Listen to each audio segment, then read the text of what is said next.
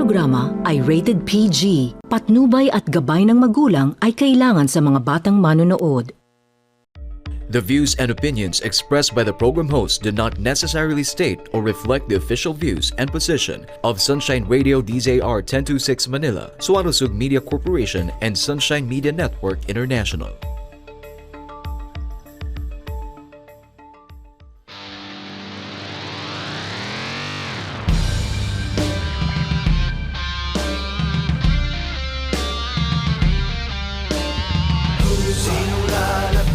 Sa problema mong ligan,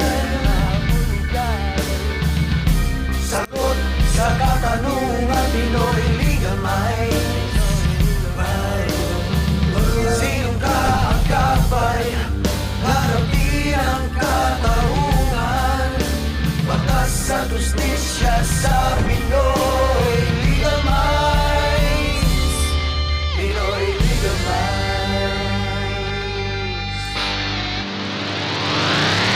Magandang umaga Luzon, Visayas, Mindanao, maging sa ating mga kababayan sa loob at labas ng bansa. Welcome po sa ating programa Pinoy Legal Minds once again on a Saturday morning.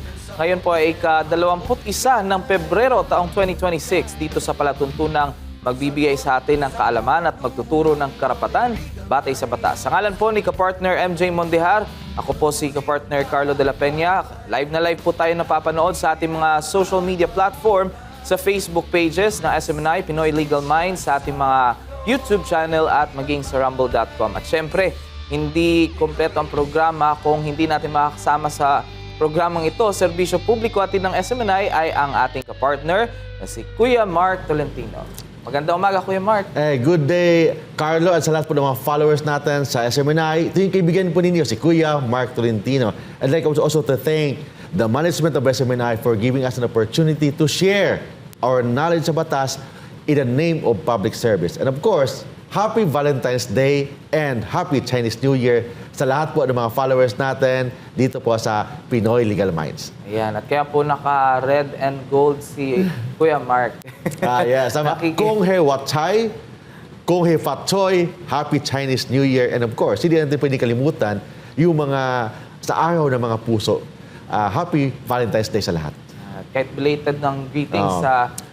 better late than never. Yes, better tama. late than never.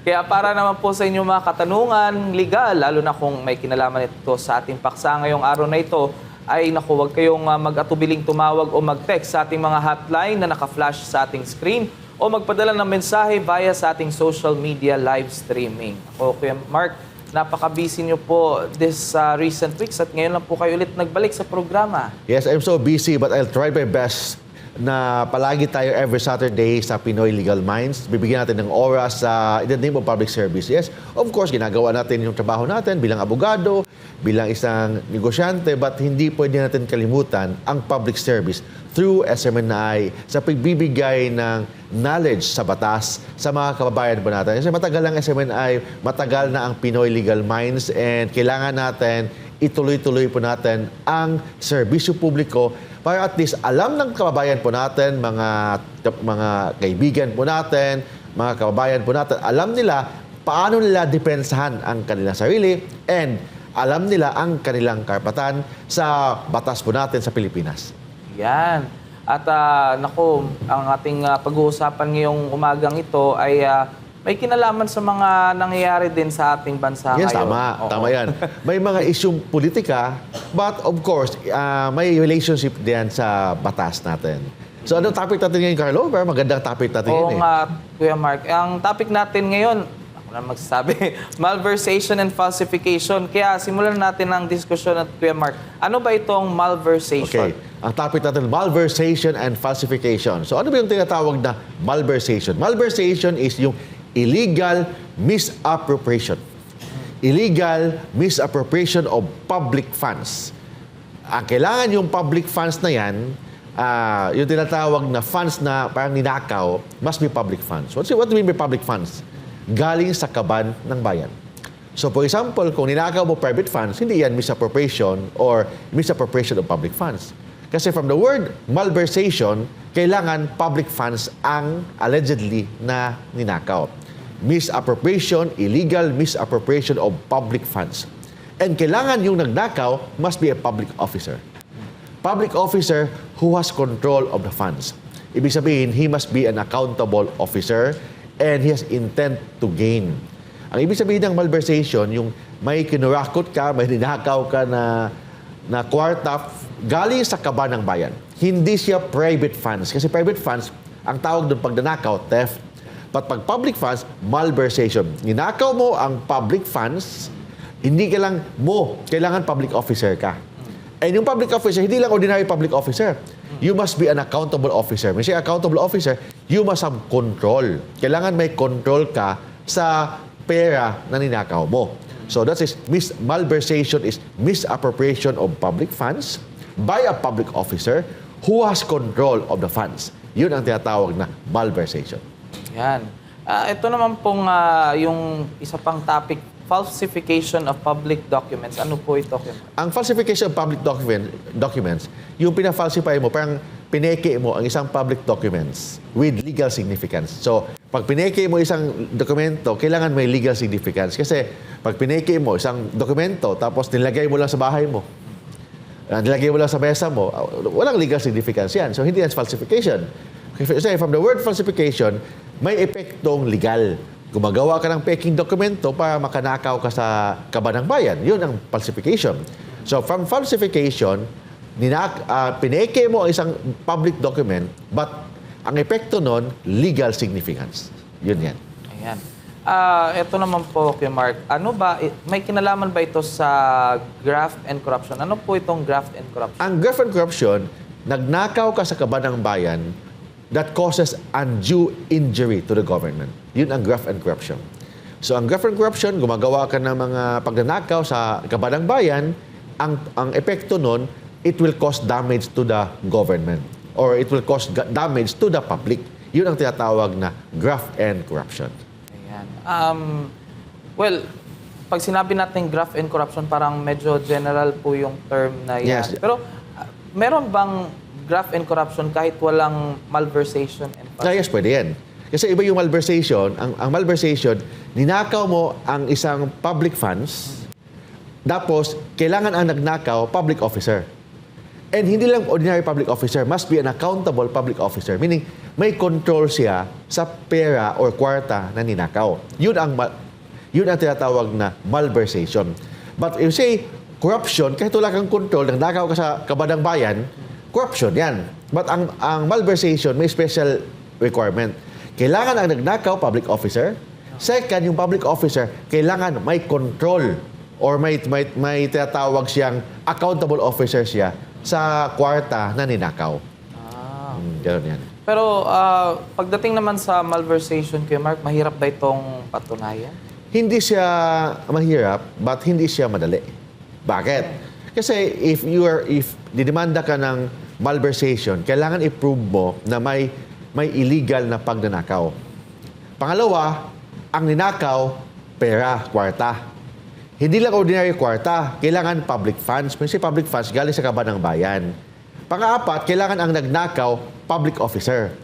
And kailangan yung public officer na yan, must be an accountable public officer or kailangan may control siya sa kwarta na ninakaw or kailangan may intent to gain siya. Kung wala yun sa mga elemento ng batas, madismiss ang kaso. That's why, hindi siya madali, hindi din siya mahirap. Pero sa akin, hindi siya madali. So, kailangan talaga effort on the part of the prosecution to prove every elements of the crime. Ganon yan. Ayan. Well, pwede ba managot yung principal kahit hindi siya yung gumawa ng krimen? Oh, siya po, principal. So, what do you mean by principal? For example, boss. Boss ka. Tapos, inutusan mo yung tao mo na mag-malverse ng public funds. Can you be liable kahit hindi ka naman ikaw nagnakaw? Yes, kasi basta may conspiracy. If may conspiracy or may direct participation, even the principal will be liable. Or we say principal, meaning the boss. Even the boss can be liable basta may conspiracy. We say conspiracy, nagsabuatan sila kasama ang kanyang staff na nakawin ang kaba ng bayan. Well, speaking of, nabanggit niyo po yung tungkol sa conspiracy, Kuya Mark. Ano ba ito at mahirap rin ba itong patunayan? From the word conspiracy, kailangan 2 or more person nagsabuatan. Two or more person nagsabuatan na mag-commit ng krimen. And kailangan may intent to commit a crime sila. Ibig sabihin, how to prove conspiracy, mahirap i-prove yan kasi kailangan series of acts. Hindi pwede na isang action lang may conspiracy na hindi. Kailangan every elements of the crime, every action until the commission of the crime, kailangan i-prove yan sa korte. So ang conspiracy, kailangan i-prove mo ang each and every elements, each and every series of acts, kailangan mo i-prove sa court yan to prove conspiracy. From the word conspiracy, meaning may sabuatan and may intent to commit a crime. Yun ang tinatawag na conspiracy. Ayun. May kinalaman or sino ba dito ang may burden of proof pagdating sa malversation through falsification? Ang may burden of proof is the prosecution. Ang may burden of proof to prove that the accused is guilty beyond reasonable doubt is the prosecution. You say the prosecution, meaning the Department of Justice, the Office of the Ombudsman through the Special Prosecutor, sila ang may burden of proof, sila ang may obligasyon to prove that the accused is guilty of the crime because the accused is presumed innocent. Pag accused ka kasi, presume ka ng innocent, wala kang obligasyon to prove that you are innocent because you are already presumed innocent. Ang may burden of proof is with the prosecution. The Department of Justice, the fiscal, or the prosecutor, the special prosecutor of the Office of the Ombudsman, sila ang may burden, sila ang may obligasyon to prove each and every element of the crime. Kung hindi nila mapapatunayan yan, madismiss ang kaso. Bakit? Kasi the accused is presumed innocent until the otherwise is proven. Naku, Kuya Mark, isipin natin ng isang example sa nangyayari ngayon sa ating mga public officials o dating public officials. And ano ba itong mga kasong kinakaharap ni dating Senator Bong Revilla? May kinalaman ba ito sa topic natin? Ang kaso ni former Senator Bong Revilla is about malversation through falsification. Yun ang kaso niya, but still pending pa yan sa court. So kasi pending pa yan sa court, he enjoys the presumption of innocence. Hindi pa naman siya convicted beyond reasonable doubt. But ang tanong dito, nabasa ko yung kaso ni Senator Bong Revilla, hindi siya nag-undergo ng preliminary investigation. So yun ang problema sa kanya kasi yung original na complaint, hindi siya kasama. Hindi siya kasama kasi ang original na complaint, ibang tao ang kasama. I think yung dating user ng DPWH o sino yung mga kasama. Tapos hindi siya kasama or hindi siya na-implead as respondent. Nasama sila through a motion.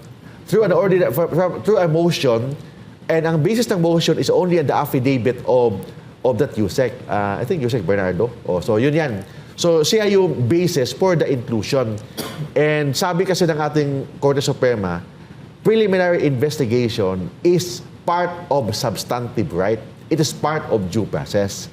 Kung hindi mo na-comply ang preliminary investigation, preliminary investigation, Carlo, nag-file ka ng complaint, kailangan sagutin mo ng counter affidavit. Di ba? Tapos may reply, may rejoinder. So yun ang tinatawag na preliminary investigation. Hindi nangyari yan. Kasi ang nangyari, by mere ordinary motion to include additional respondent, doon nadamay si Senator Bong Revilla. So yun talaga ang issue about yung kaso niya ng malversation through falsification. So hindi niya na-avail yung right to conduct, right to have a preliminary investigation.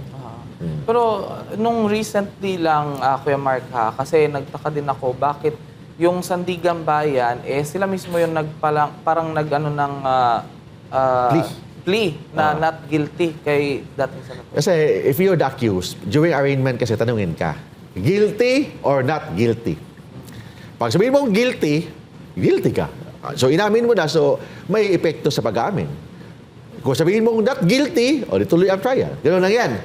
Pero kung tumahimik ka, hindi ka nasasalita, or ayaw mo mag-enter ng plea, ang court ang mag-enter ng plea sa'yo of not guilty. So hindi pwede na ang court mag-stop ang procedure ng court kasi tumahimik ka dyan. Kailangan ka sumagot. Kung hindi ka sumagot, ibig sabihin, it means no. Hindi mo inamin. So that's why, nung tinanong si Senator Bong Revilla kung guilty or not guilty, ang sinabi niya, hindi siya sumagot. So kasi hindi siya sumagot, or kung sumagot man siya o hindi siya nag-enter ng plea, So the court will enter a plea for him. So a plea of not guilty ang pinasok sa record ng court. Kasi kailangan kasi ng arraignment bakit kailangan ng arraignment sa court, sa criminal cases procedure? Kailangan ng arraignment in order for the court to have jurisdiction sa person of the accused. Kasi iba naman yung pag-issue ng subpoena, yung mga warrant, mga ganun. So iba yun. But pag-enter ng plea, the court will only acquire jurisdiction sa person of the accused. In this case, pag nag-plea siya or not enter a plea, the court kailangan magpasok ng enter of that plea para the court will acquire jurisdiction sa person of the accused.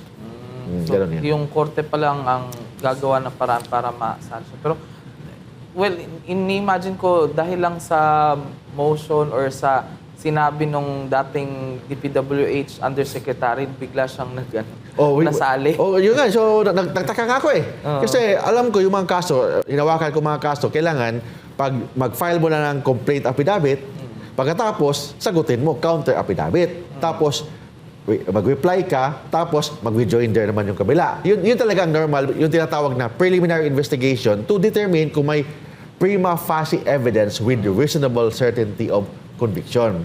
So how can you determine kung hindi ka naman nagsabagot ng counter affidavit mo? Hindi. Mere motion lang ang final. Mere motion on the basis of the affidavit of nung dating undersecretary ng DPWH, dun nasama siya. That's why I believe na this is my personal opinion na walang due process na avail ni Senator Bong Revilla. And second, hindi niya na-avail yung right to preliminary investigation, which is part of the substantive right. Kung hindi mo avail yan, it means that there is violation ng due process. And due process is mandatory, guaranteed yan ng ating saligang batas. Ayan. Well, marami din nagtatanong sa ating mga kababayan, Kuya Mark, kung halimbawa yung isang akusado ay naresto, maraming naniniwala sa kanila na kung na-arresto or may kaso ka, guilty ka na kagad. Totoo ba yun? Kung example, may warrant ka o may kaso ka, hindi ka naman guilty because you are presumed innocent until there's an evidence of guilt beyond reasonable doubt. Just very basic in constitutional law. Sabi ng batas, allegation is not equivalent to guilt. Ang ibig sabihin ng allegation is not equivalent to guilt. The mere fact na may kaso ka, the mere fact na may warrant ka, hindi ibig sabihin guilty ka. Kahit may warrant ka, requirement kasi ng issuance of warrant of arrest is only probable cause. It means there's only a preliminary findings of your possible guilt, but hindi yan ibig sabihin guilty ka na. Kasi ang guilt beyond reasonable doubt, yun ang requirement for your conviction. The mere fact na may warrant ka, hindi ibig sabihin guilty ka na. Hindi ibig sabihin criminal ka na. Hindi ibig sabihin may kasalanan ka na. That's part of the criminal procedure na may issuance ka ng warrant kung may probable cause. But the issuance of probable warrant, it is only a preliminary findings. That is not a proof beyond reasonable doubt.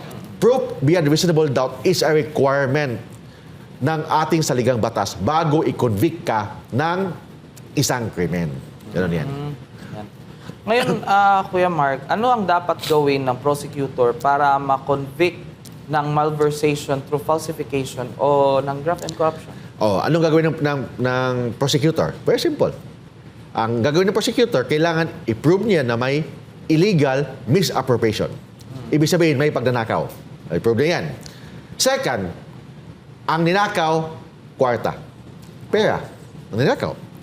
Third, ang kwarta must be public funds. Meaning, galing sa kaban ng bayan. Kung mga advances lang, kasi yung allegation ni Senator Bong Revilla, advances. Yung allegation, advance. Which advance? Hindi galing sa kaban ng bayan, advances. May advance sa bayan. Parang ganun. So, advances is not considered public funds. It is a private fund. So, maybe there's a technical issue dyan kasi requirement ng batas, pag malversation, kailangan may illegal. Kailangan i-prove yan ng ating mga prosecutors na may illegal misappropriation. Meaning may pagnanakaw ng kwarta. Yung kwarta na yan must be public funds. Third, ang nagnakaw, public officials or public officer, meaning government employee or officer. Fourth, kailangan yung public officer accountable, meaning may control sa pera ng bayan and must have intent to gain. Kung wala yan, ma-dismiss ang kaso. So, ibig sabihin, yun talaga ang mga obligasyon ng prosecutor to prove para ma-convict ng guilt ang isang akusado. Yan. Ngayon, pagdating naman sa yung sino ang may control ng budget or nung funds, may control ba itong isang senador sa pag-release at pag-implement ng government funds? O, basahin natin, ano bang obligasyon ng isang senador? Ang obligasyon ng isang senador is to make laws. Gagawa ng budget, gagawa ng batas, mag-review ang batas, yun ang gagawin ng batas o ng senador or mag-conduct ng hearing in aid of legislation. Yun trabaho ng isang senador o congressman. Ang senador, hindi naman niya obligasyon ang mag-implement ng mga projects. Hindi naman siya engineer. Hindi siya doon hindi obligasyon ng senador na mag-implement ng project. Hindi din niya obligasyon na mag-disburse o magbayad sa mga magbili ng mga equipment, pagbili ng mga materials. Hindi trabaho ng senador yan. Ang trabaho ng senador is to make law. Ibig sabihin, the one who has the obligation to implement the project, sino? Ang executive department. Sino ang executive department? DPWH. For example, flood control. Sino ba ang magtayo ng flood control project? Senador ba? Hindi. Ang senador, legislation lang yan. Ang the one who will has the obligation to implement the project, ang executive department through the DPWH or the Office of the President. Ganun yan. Second, mga LGU, mga mayor, mga governor, or the contractors. Maybe the senator or mga congressman, they will only endorse the project. They can endorse the project, pwede naman yan. But, sabi ng batas, criminal liability is not presumed. The mere fact that you endorse, it doesn't mean that you implement the project. So, ang tanong kasi dyan sa requirement ng malversation, the public officer must be an accountable public officer. Meaning, ang public officer may control sa pera. Kung nag-endorse ka ng project, may control ka ba sa kwarta? Hindi. Kung nag-endorse ka ng project, ikaw ba nag-implement sa project? Hindi. So, sino nag-implement ng project? DPWH. Diba? Sila ang nag-implement ng project. Sino ba ang nagbayad sa mga contractor? DPWH. Senador ba? Hindi. Congressman ba? Hindi. Ang congressman, they will only endorse. They will endorse, but sabi kasi ng batas, criminal liability is not presumed. Hindi pwede i-presume yan. Kailangan mo i-prove yan beyond reasonable doubt. So, ibig sabihin, ang requirement kasi ng batas ng malversation, kailangan ang akusado must be a public officer, and kailangan yung public officer must be an accountable public officer. Yung si accountable public officer, kailangan may control siya sa pera na ninakaw. Kung wala siyang control, baka makalusot siya sa kaso. Baka ma-acquit siya. Kasi very clear kasi ang batas. Ang kailangan ng akusado must be a public officer. Hindi lang public officer, accountable public officer, or has control of the funds. Kung hindi mapatunayan yan, baka ma-acquit siya sa kaso. So, hindi lahat ng public officers ay pwedeng makasuhan itong malversation? Hindi. Hindi. Kasi iba naman yung perjury, iba naman yung tinatawag na mga ibang kaso, mga government corruption, mga pandarambong, mga plunder. But we are talking here of malversation. Ang requirement ng malversation, kailangan ang akusado, public officer, and second, yung public officer must have control of the funds or must be an accountable public officer. So, ang senador, hindi naman siya accountable officer. Ang congressman, hindi naman. So posibly makalusot sila sa kaso malversation. But I'm not saying that makalusot sila sa ibang kaso. Yung plunder, yung mga government corruption, ibang issue yan. But with respect to malversation, iba. Kasi ang malversation, kailangan the public officer must have control or must be an accountable public officer. So ang congressman, ang senador, ano bang trabaho nila? Gagawa ng batas. Sila ba ang taga-implement ng batas? Hindi. Sila ba ang taga-bayad sa mga supplier ng mga materials? Hindi. Ang trabaho nila, maybe they will endorse, but endorsement doesn't mean implementation.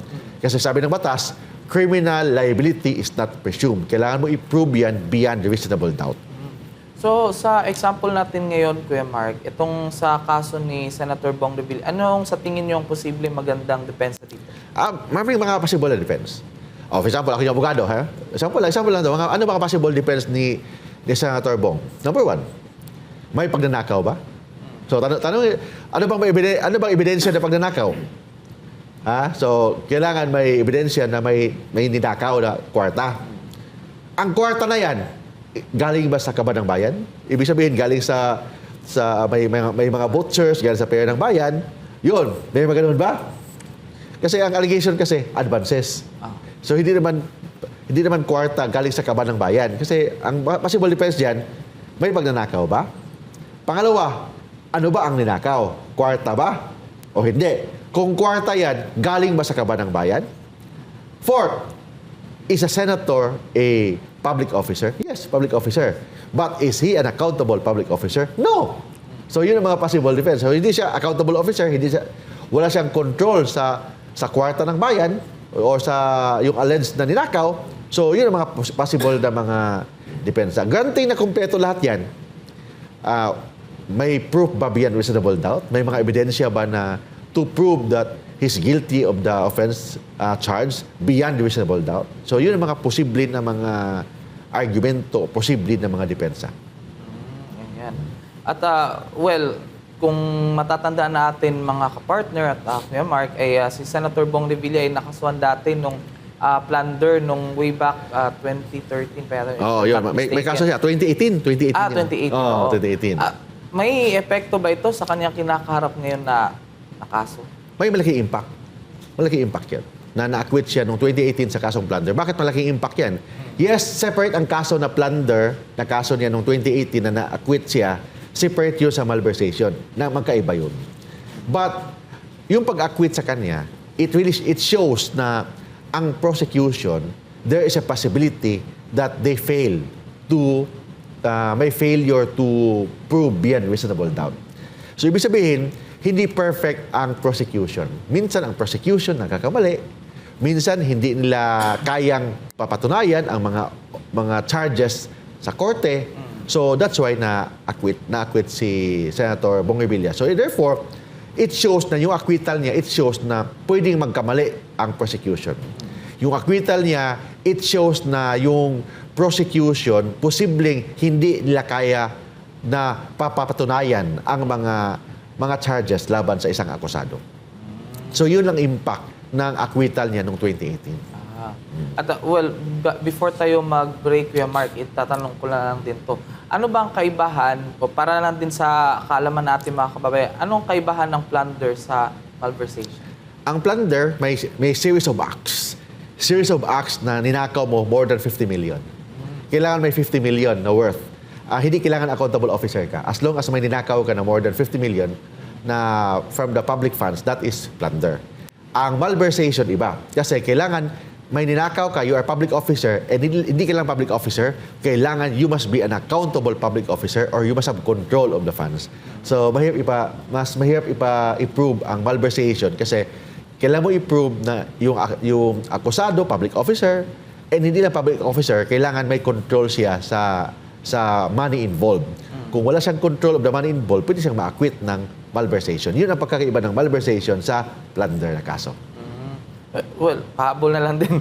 Since nabanggit niyo, Kuya Mark, na mas madaling makasuhan ng plunder, paano ba siya makakasuhan? Or yung kaibahan niya sa malversation, kasi yung malversation, medyo, Hindi, pwede naman separate. Pwede man may kaso ka ng malversation, may kaso ka ng plunder. And I believe yung plunder na kaso ni Senator Bong nasa DOJ pa. So, wala pang probable cause yun. But yung malversation, yun ang naakyat sa korte, sa Sandigan Bayan. So, yun ang pagkakaiba sa dalawa. But of course, we're not talking here the merits of the case. We're talking here of the procedure.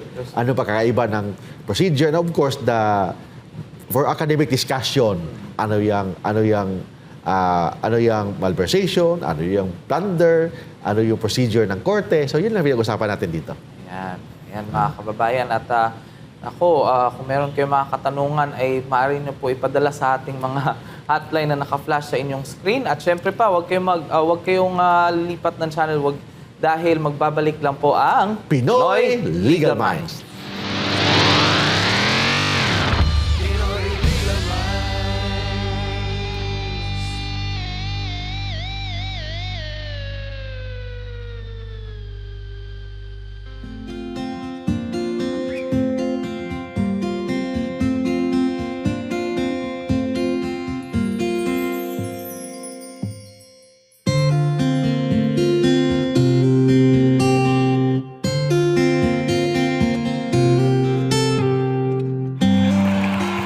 Children will grow up and bring the joy, the love, the peace, and compassion to the whole world.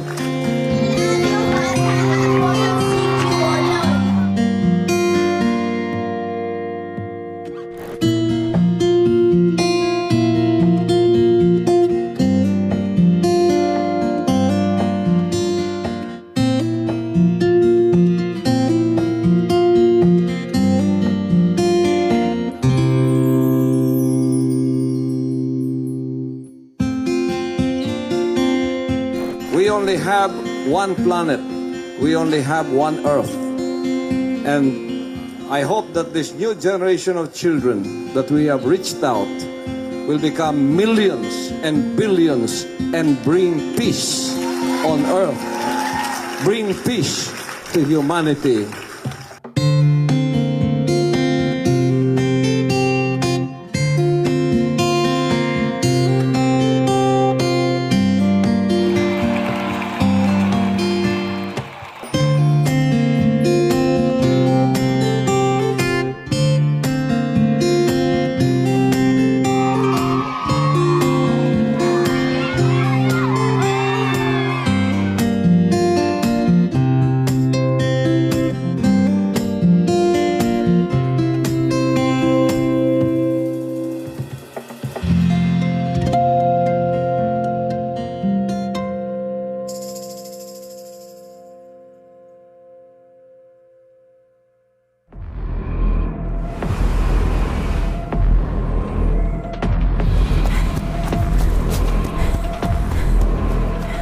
Hoy, magnanakaw!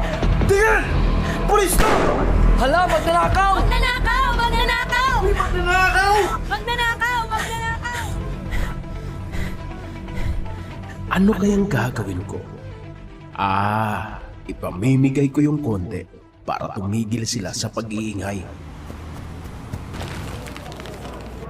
Pare, magnanakaw, namimigay ng pera. Eto ang sayo. Wow! Ang bait ng magnanakaw! Eto naman sayo. Kuya, yung eto share ko! Sana Huwag ka nang maingay. Eto pa. Tama na yan. Nakikipalato lang kayo eh. Huwag nang maingay.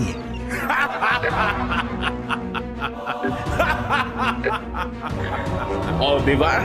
Konti lang pinamigay ko, mabait na ako. Tahimik na sila. Easy. Ngayon, pwede ko na tong suluhin. Masaya ang mga tao, pero tama po ba ito? Di po ba ang nakikinabang sa magnanakaw ay kasabwat ng magnanakaw?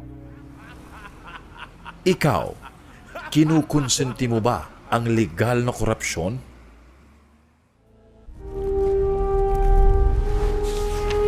Pasasaan pa ang kalayaan kung ang mga alipin ngayon ay sila din naman mang-aalipin bukas.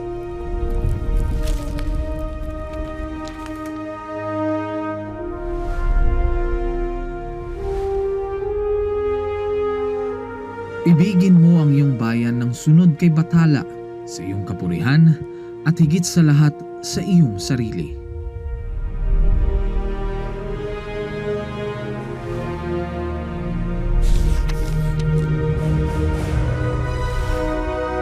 Hindi natin mapapalaya ang ating mga sarili maliban kung sumulong tayo na nagkakaisa sa iisang hangarin. Ang tunay na makabayan ay ang tumutupad ng pagpapabuti ng kanyang mga kapwa, gaano man kaaba ang kanyang katungkulan. Naway magsilbing paalala ang kanilang mga salita upang lalo nating mahalin at tapat na paglingkuran ang minamahal nating inang bayan.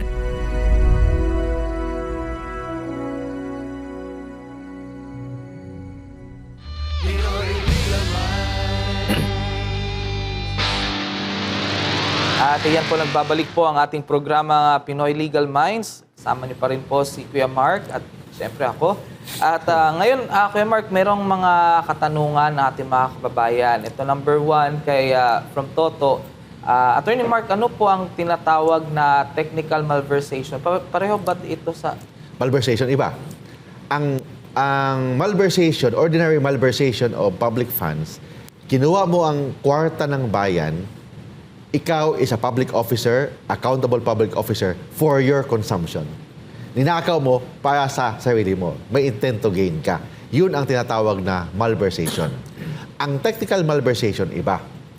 Ginamit mo ang kwarta ng bayan sa ibang purpose. Example, ang purpose ng kwarta ng bayan is kailangan sementohin ang isang street.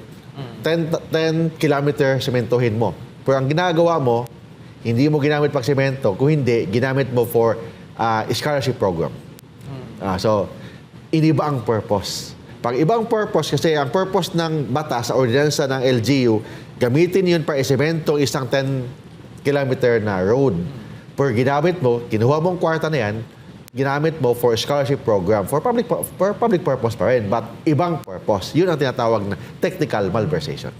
So pwede ka palang kasuhan yan kahit na yung budget na gagamitin mo sa isang, for example, itong flood control, ginamit mo sa ibang, paano po kung halimbawa, emergency response or disaster? Kailangan may batas.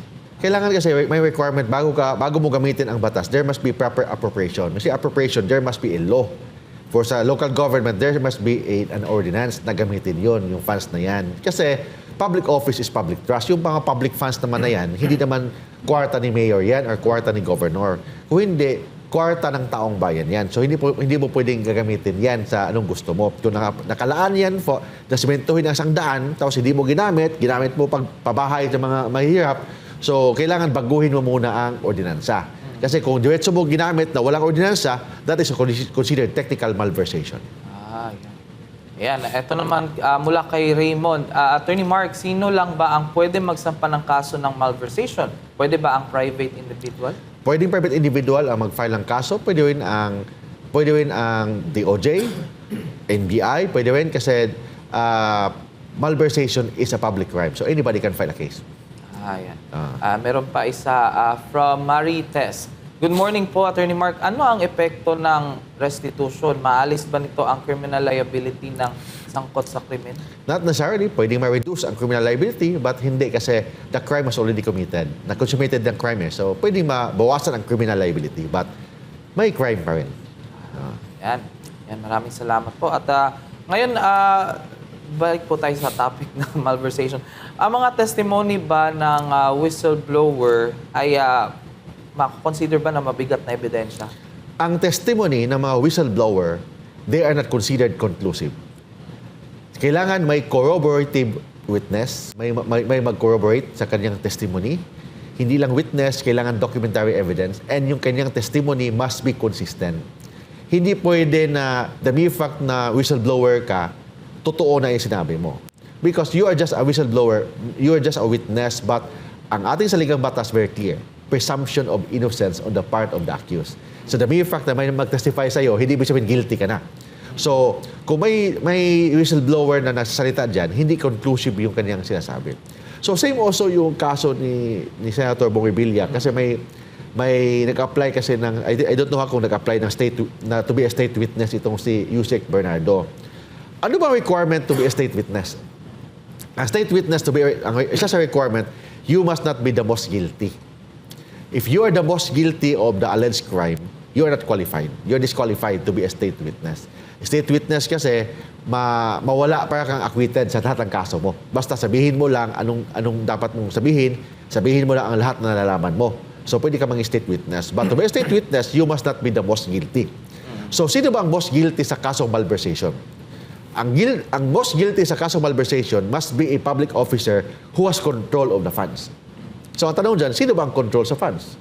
Sino ba ang may control sa funds? Depende na sa court yan to decide. Kasi if you have, ang may control sa funds, meaning you are the accountable officer. So, is Senator Bongibilla may control ba sa funds? Yung first question. Is he an accountable officer? The second question. How about Yusek Bernardo? Is he a public officer? Yes. May control ba siya sa funds? Is he an accountable officer? Yun ang dapat ipaliwanag sa korte. Ayan. Nako, Kuya Mark, maraming nagsasabi na ang mga high-profile politicians ay targeted sa kaso for political reasons. Posible ba yan? Marami yan. For example, kayo sa impeachment. Oh, that's highly politically motivated. Kasi in a democracy, lahat ng mga movement sa mga politiko, may kalaban talaga na mag-file ng kaso. In a democracy. Because they are part of a democracy, may mga check and balance, may mga discussion sa public. So, posible talaga na may magpa-file ng kaso. So, posible na nag-file ng kaso kasi gusto ipakulong ang kalaban, pwede rin politically motivated because we are in a democracy. So, in a democratic and republican government like the Philippine Republic. So, dapat ang court should decide not based on political consideration. They should decide based on law, based on evidence, and based on jurisprudence. Yun ang dapat ang basihan ng korte. Kailangan ang korte bulag, di ba? Ang korte bulag yun, ang symbol ng justice, then may tibangan. Kailangan, hindi na tingnan kung ano yung mga political consideration dyan or ano yung mga political narratives dyan. Kailangan ang i-consider ng court, anong batas na nalabag. So, i-define natin, for example, malversation. I-define natin ang malversation. May nalabag ba sa crime ng malversation of public funds? O yun, batas ang basihan ng korte. Pangalawa, ebidensya ang basihan ng korte. Jurisprudence ng Korte Suprema ang basihan ng korte. Hindi pwede basihan ang political consideration. Otherwise, may mockery of justice na tayo. So, nawala na ang hustisya sa Pilipinas. Kasi, when we say justice, kailangan based on law, based on evidence, based on jurisprudence, kailangan walang involved ang political narratives, walang political consideration. Otherwise, masisira ang ating government kung may mga political consideration ang pag-decide ng court. The court should only decide based on law and based on evidence. Kuya Mark, maraming nagtatanong kung bakit matagal daw matapos yung mga kaso tungkol sa mga ganitong issue like graft and corruption. Bakit matagal? Number one, very basic. Kasi there are thousands of documents involved. So, daming mga involved na mga dokumento. Libo-libo ang mga dokumento. Pag-file ka ng kaso malversation, mga ilang libong pages yan. So, matagal talaga. Basahin lahat ng pages yan. Basahin. So, thousands of documents. Second, hundreds of witnesses. Daming mga witnesses na mag-testify. Pangatlo, may mga audit pa. May procurement records pa na kailangan ipresenta sa korte. So, matagal talaga yan. Kasi very basic. Due process requires time.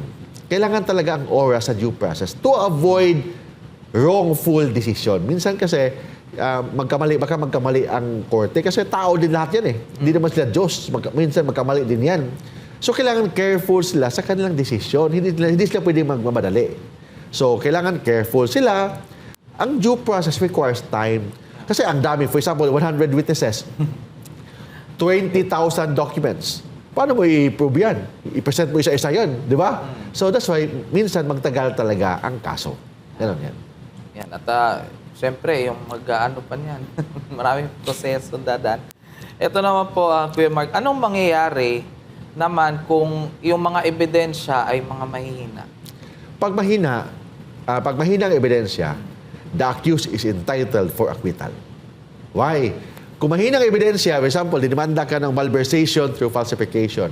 Kung walang ebidensya, o kahit may ebidensya ang konti, but mahina ang ebidensya, the accused is entitled for acquittal. Bakit? Because the accused is presumed innocent. Presumed talaga ang akusado na inosente ang akusado. Hindi niya kailangan papatunayan na inosente siya. Because the Constitution, ang ating saligang batas, nagsasabi na inosente siya. Presume inosente siya. Yun ang sinasabi ng ating saligang batas. Ang prosecution, sila ang may obligasyon to prove na guilty ang akusado. Beyond reasonable doubt. Kung hindi man papatunayan ng prosecution that the accused is guilty beyond reasonable doubt, entitled talaga ang accused ng acquittal. Sabi ko nga, allegation is not equivalent to guilt. Kailangan papatunayan sa korte ng prosecution that the accused is guilty beyond reasonable doubt. Kung hindi mapapatunayan yan, right ng isang akusado na ang desisyon dapat acquittal. And that is part of due process and that is part of a democratic system sa ating bansa. Ayan. Pakalinaw mga kapartner. Ito naman, may tanong po si Pakito. kailangan bang may actual damage para ma-convict sa falsification? Ang falsification, example, gumawa ka ng peking dokumento. Tapos yung peking dokumento, nilagay mo lang sa bahay mo. Walang damage. Hindi yan falsification. Kailangan may damage. Hindi pwede na mere fact na pinake mo isang dokumento, guilty ka na ng falsification. Kailangan pinake mo isang dokumento and may legal significance. Kasi legal significance, may damage involved. Pag may legal significance, yan, pwede ka na maging liable ng falsification. Kung walang legal significance, gusto mo lang kopihin ang drawing ni yung babae na painting, ano ba yun? Ano ba yun? Mona Lisa. Mona Lisa. Pinake mo si Mona Lisa. So, is that falsification? Pinake mo ang perma ng presidente ng Pilipinas. Is that falsification? Pinake mo, pero nilagay mo sa mesa mo. Hindi falsification yan. Pero ginamit mo to have legal significance. Yun. You can be liable for falsification. Ayan. Kaya, Kuya Mark, ano ang dapat tandaan ng publiko sa mga kasong kriminal na pending sa korte? Ang kasong kriminal, may mga controversial na kaso, may mga kilalang mga involved na tao. Huwag mong tingnan ang tao. Tingnan mo ang ebidensya. Huwag mong tingnan dahil siya si former senador, siya sikat siya na artista, sikat siya na negosyante. Huwag mong tingnan doon. Tingnan mo ang ebidensya. Kasi sabi ng batas, 3 ang i-consider sa mga ganyang kaso. Ano yung 3? First, the accused is presumed innocent. Kailangan ipapatunayan ng prosecution na guilty si accused. Si accused, walang obligasyon na sabihin siya na inosente siya. Because ang ating saligang batas mismo ang nagsabi that you, the accused, you are presumed innocent. So, presumed innocent ka, ibig sabihin, the prosecution, sila ang may obligasyon to prove that you are guilty. Kung hindi nila mapapatunayan na guilty ka, you are entitled for an acquittal. Bakit? Because you are presumed innocent. First, presumption of innocence. Second, yung tinatawag that there must be proof beyond reasonable doubt. Hindi lang ang prosecution magpresenta ng ebidensya. Hindi lang ebidensya ang kailangan. Kailangan yung ebidensya na yan, proof beyond reasonable doubt. Walang kaduda-duda na ginawa niya ang krimen. Kung may konting kaduda-duda, may konti lang. Acquittal. Kasi sabi ng batas, hindi lang pwede na magpresenta ang prosecution ng depensa o ng ebidensya. Kailangan magpresenta ang prosecution ng proof beyond reasonable doubt that the accused is guilty of the crime charge. Kung hindi yan mapapatunayan, acquittal ang dapat ibigay ng korte. Pangatlo, kailangan ang korte mag-decide based on law, based on evidence, and based on jurisprudence. Hindi based on chismis, hindi based on political issues, hindi based on social media, mga vlogger dyan. Hindi. Kailangan based on evidence. Hindi siya pwede, the court will decide dahil may mga vlogger na nagsasabi na guilty siya or dahil sa public opinions. Hindi. Kailangan hindi magde-decide ang court based on public opinions or based on blogs or social media or based on news. So, hindi dapat i-consider ang public opinions. The court will only decide based on evidence and based on law and based on jurisprudence. Yung 3 na yan. Ano 3? Number 1, the accused is presumed innocent. Pangalawa, the burden of proof is with the prosecution. Kailangan ang prosecution mag-prove siya, magpresenta siya ng ebidensya that the accused is guilty beyond reasonable doubt. And third, the court should decide based on law, based on evidence, and based on jurisprudence, hindi based on public opinion or social media blogs. Yun yan. Yan. Mayroon pa tayong katanungan mula sa ating viewer, Kuya Mark. From Estong, pwede bang ma-convict kung walang physical handling ng dokumento? Hindi lang siya physical handling. I repeat, kailangan kung gumawa ka ng anong klaseng convict yan? For example, falsification. Hindi lang, ang falsification kasi, hindi lang yan na gumagawa ka ng fake document, falsification ka na. Kailangan ikaw mismo ang gumawa. Hindi man pwede na ikaw na nagpresenta, guilty ka na ng falsification. Kailangan ikaw ang gumawa ng pag-falsify ng dokumento. Di ba? Ikaw mismo ang nag-drawing dyan, o ikaw mismo nag-peke ng perma ng presidente, o sino bang tao dyan, sino bang Poncio Pilato na yan. Ikaw mismo ang nag-peke. Tapos, pinapresenta mo, and it has legal significance sa pagpeke mo. Pero pag gawa ka lang ng komento, tapos nilagay mo sa mesa mo, ganda bang perma? Nakopya ko bang perma ni BBM? Hindi pwede ganun. Madismiss ang kaso. Kailangan yung perma na yan, ginamit mo para it has legal significance. Yan, you can be liable of falsification. Yan. Meron pa po tayong tanungan, Kuya Mark. Ano ba ang good faith defense? Itong tinatawag na, i-repeat ha, what do you mean by good faith defense? Ang good faith defense, ibig sabihin, you must have honest belief na yung ginagawa mo tama. May honest belief ka na yung ginagawa mo tama and proper. So, ibig sabihin, naniwala ka na wala kang ginawang kasalanan, may nagbigay sa'yo ng pera, hindi mo alam kung saan galing yan, inabot lang sa'yo, tinanggap mo naman, akala mo birthday gift or Valentine's gift, o ano pala yun, galing pala yun sa Kaban ng Bayan. Galing pala yun sa flood control. Ay ba yun, ha? So, ibig sabihin, ang honest belief, wala kang intensyon to commit a crime. Wala kang intensyon kasi under the principle of mens rea, you cannot be criminally liable if your mind is not criminal. Ibig sabihin, in order for you to be criminally liable, kailangan yung utak mo criminal. Pero kung wala kang, hindi mo alam na yung pera na yun, tinanggap mo, galing sa flood control, na ghost project pala. Hindi mo alam.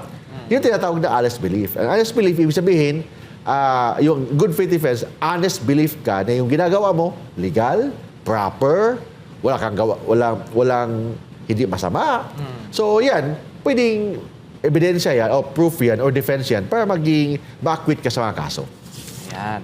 At ito tayo sa pinakamahalagang tanong. Ano ba ang ultimate lesson sa mga ganitong kaso, Kuya Mark? Mga kaso, for example, malversation, falsification, mayroon pa yung tinatawag na plunder, graft and corruption. Yun yung mga common na kaso ng mga politiko. Ha? So, pero sometimes, madimanda ka, ba't hindi naman ibig sabihin na guilty ka na? May mga politiko na nakalusot, may mga politiko na na-convict, may mga politiko na na-acquit. So, that's part of the justice system.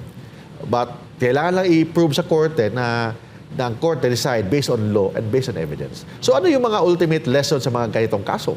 Number one, ang hustisya minsan mabagal. So hindi ibig sabihin mabagal, justice delayed, justice denied. Tama naman yan, justice delayed is justice denied. But minsan talaga ang hustisya mabagal. Bakit mabagal ang hustisya? Daming ebidensya ipresenta mo, daming mga witnesses, daming mga dokumento. Minsan, ang hustisya mabagal. You have to accept that. But, as long as pantay-pantay. Yun lang naman yun eh. Minsan mabagal, as long as pantay-pantay ang treatment, mayaman ka man, hindi ka man mayaman, senador ka man, congressman ka man, or barangay kagawad ka lang, or ordinary citizen ka lang, basta pantay-pantay ang batas. Minsan mabagal ang hustisya, as long as pantay-pantay. And second, dapat ang reputation ng isang tao must be protected by the due process. Hindi naman ibig sabihin na may kaso ka, kriminal ka na. Hindi naman dahil may kaso ka mga ganyan, sira na ang career mo sa politika. Daming na demanda, daming mga allegations na hindi totoo para lang sa political motive. May mga ganun. So ibig sabihin, dahil ba may kaso ka, guilty ka na? Hindi. Sabi ko nga, allegation is equivalent to guilt. So therefore, dapat ang reputation ng isang tao should be protected by the due process. Hindi dapat mali nga yung mga picture-picture ni Senator Bong na naka-yellow siya, nakaposas-posas pa. Presume innocent pa siya eh. Parang pinalabas na guilty na siya. Hindi dapat ganun. Sabi ko nga, ang reputation ng isang tao dapat iprotektahan ng ating due process. Second, ang hustisya minsan mabagal as long as pantay-pantay. Third, the accused is presumed innocent. So, kailangan i-avail niya yung presumption of innocence ng isang akusado. Fourth, ang obligasyon to prove that the accused is guilty wala sa kanya, or yung innocence wala sa accused, because the accused is always presumed innocent.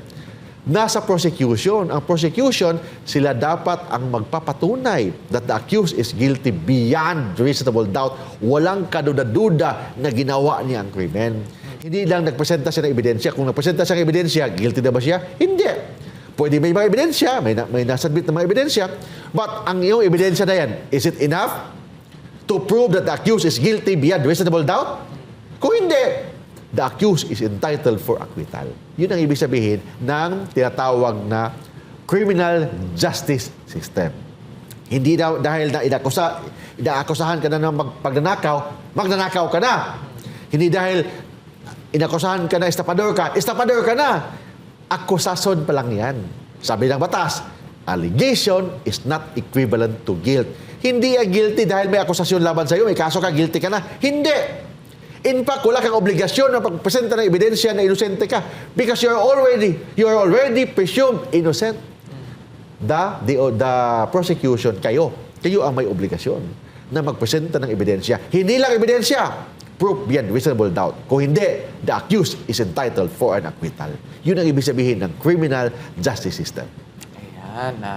Ako, mga kapartner, marami tayong natutunan ngayong araw na ito tungkol sa topic na malversation and falsification. Yes, ang ginagawa natin dito, Carlo, wala tayong pakialam sa mga dinamanda dyan, di ba? Sa atin dito, this is just for academic discussion. Academic discussion na ito yung batas, ito yung mga karapatan ng mga akusado, hindi ibig sabihin na dinamanda ka na, guilty ka na. So that's part of the academic discussion and that is part of the mission and vision of Pinoy Legal Minds. Anong mission natin? To share legal knowledge, to educate the people, to educate yung mga kababayan natin about sa kanilang karapatan, about sa batas. And that is part of our advocacy ng programa natin sa Pinoy Legal Minds. At kung palagi kayong sumusubaybay sa programa ito, naku, para na kayo nag-aaral din ng law in a simpler way. Yes. Ang ginawa natin in an elementary and basic way, yun ang explanation natin sa batas. Kasi hindi kailangan natin very technical kasi ang makaintindi dyan yung mga matatalino lang o mga abogado lang o ano ba. Sa atin, ang Pinoy Legal Minds was designed hindi para sa mga matatalino mga nasa nakikinig. Design ito sa ordinaryong Pilipino para alam nila ang karapatan nila, alam nila ang batas, para alam nila paano nila depensahan ang kanilang mga sarili. Yun ang paano dinisenyo itong Pinoy Legal Minds dito po sa SMNI. Naku, Kuya Mark, bukod po sa ating programa, saan po ba nila kayo makukontak para sa libreng legal consultation? O for more legal advice, you can follow me sa Facebook page natin sa facebook.com/Mark Tolentino Law at sa YouTube, pakihanap lang youtube.com/Mark Tolentino Law Blog and TikTok, pakihanap lang Kuya Mark Tolentino. You can also call me sa mobile, sa Viber, sa WhatsApp, sa 0968-881-1912 or 0917-329-5353. You can also call me sa landline po natin sa 709-6203 or sa website natin sa mktlawyers.net. I repeat, 7,078.46. Yun ang landline po natin. 7,078.46. Thank you. Ayan. Pwede na nilang i-take note pag nag-live stream at i-replay nandun. Yes, tama yan. Ayan. At naku, maraming salamat po muli sa ating mga taga-subaybay na walang sawang sumusubaybay sa ating programa. Sa muli, sa pangalan po ni Kapartner MJ Mondehara ko po si Carlo Dela Peña. Tutukan muli sa susunod na Sabado ang programang tatalakay sa ating karapatan at kaalaman batay sa batas. Ito ang Pinoy Legal Minds.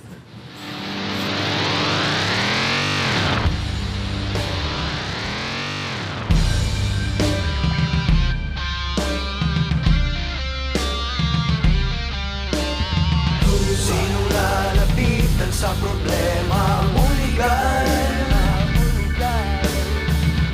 sagot sa katanungan, Pinoy Legal Minds.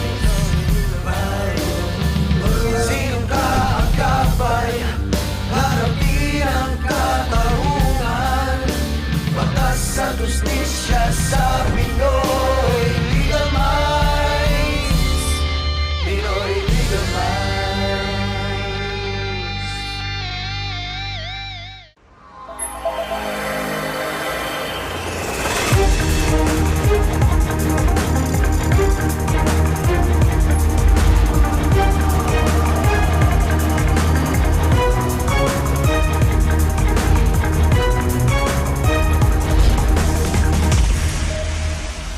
This is SMNI News Channel. Truth that matters.